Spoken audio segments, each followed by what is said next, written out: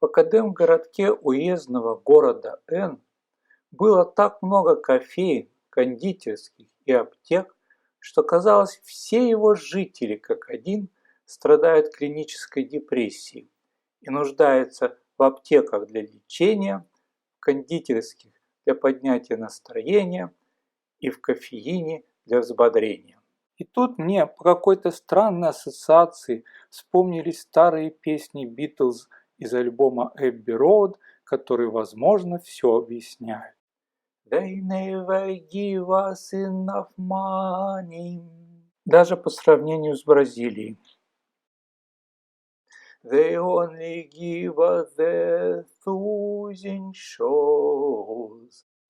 And then the moment when we start to hold, they break out.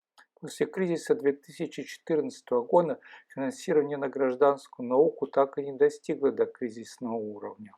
And say, folks, you gonna carry that way. We gonna carry that way for all time.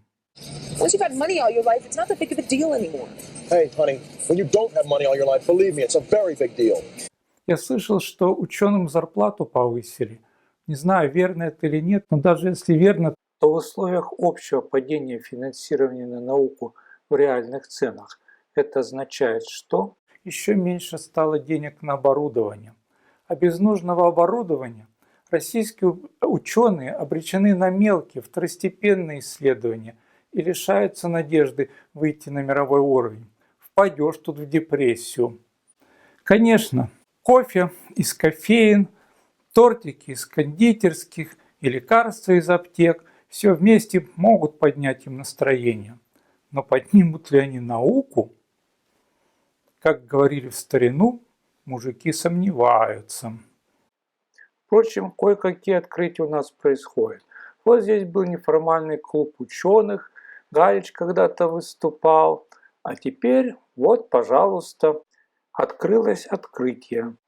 И таких банковских открытий у нас открывалось очень много.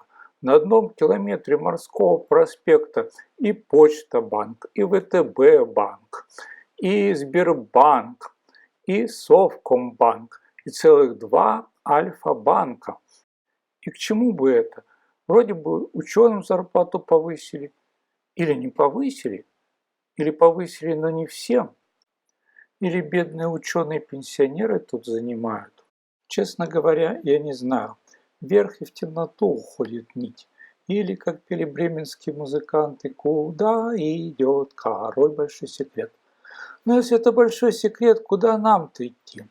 Ну, впрочем, ученым, особенно академическим, не впервые решать задачу. Это типичная задача для науки. Иди туда, не знаю куда, принеси то, не знаю что. Так что есть просто повод сесть и задуматься. Конечно, как судя по этой статуе, думать тяжело, печально. Но что же делать? Как известно, человек выжил и возвысился над животным миром не благодаря крепким кулакам, длинным когтям и острым зубам, а благодаря тому, что думал и кооперировался. Так что впору выдвинуть почти пролетарский лозунг. Депрессивные всех страт, объединяйтесь для достижения своих целей и что-нибудь делайте в своих интересах. Это и от депрессии поможет. Oh, darling, please believe me, I never do you no harm.